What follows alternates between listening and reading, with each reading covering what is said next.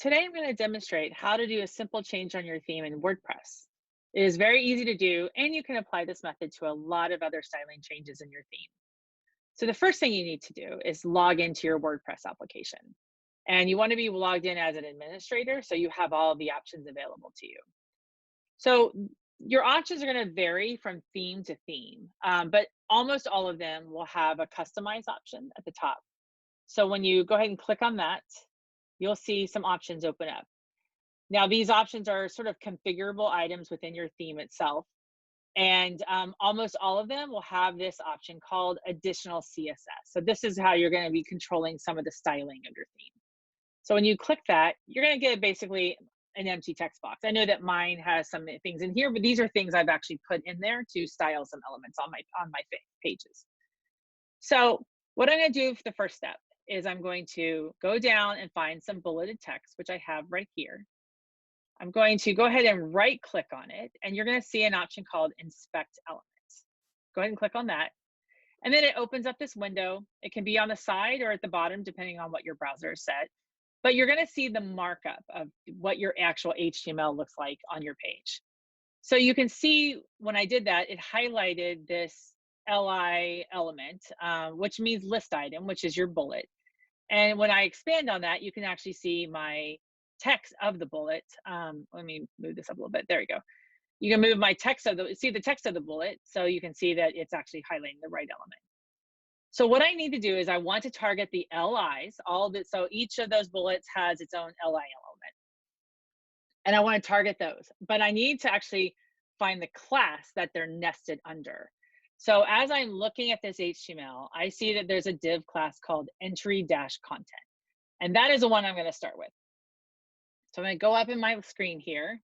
I'm going to write dot, like a period, and then entry content. Now the dot signifies that this is a class. You see that on this one up here for something else, I have a pound or a hash sign. That is actually going to be targeting an ID, which is not what we're doing here. We're targeting this div class equals entry content. So we put the dot entry content.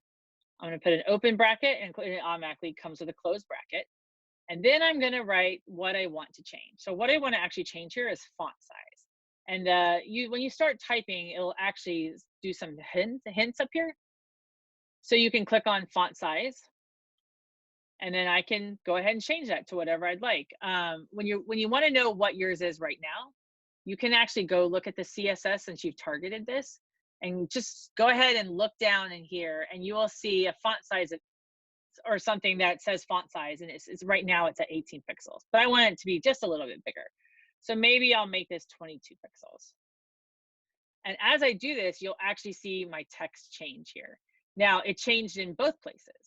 So we actually need to make this more specific to just the LI. So I'm going to put a space and then LI here. And then you see my paragraph text goes back to normal, but my LI, my bullet text actually changes.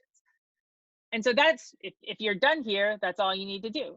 You can go ahead and hit publish. This is not live while you're doing this, but when you hit publish, it will become live.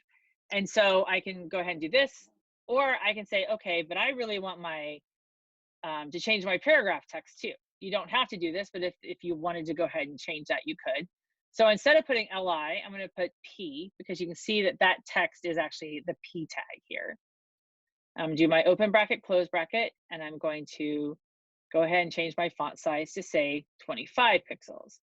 And you'll see that got bigger, whereas my bulleted text still stayed at the 22 that I actually set earlier. You can do other types of items here. If you wanted to say change the color of your text, I'm just going to write blue here so you can see the change.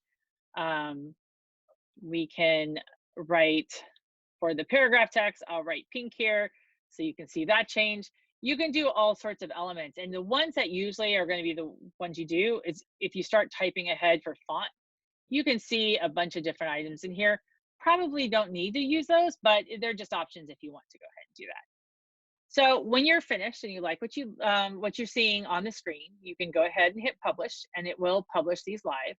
If, like what I did here, I don't really want to change these, I can hit the cancel button, or the X, and close, and then just say, they'll say your changes will be lost, and you can say okay, and then your page will go back to what it was before. So that's it. That's how easy it is to change that, and I hope this helps you do some modifications of your theme.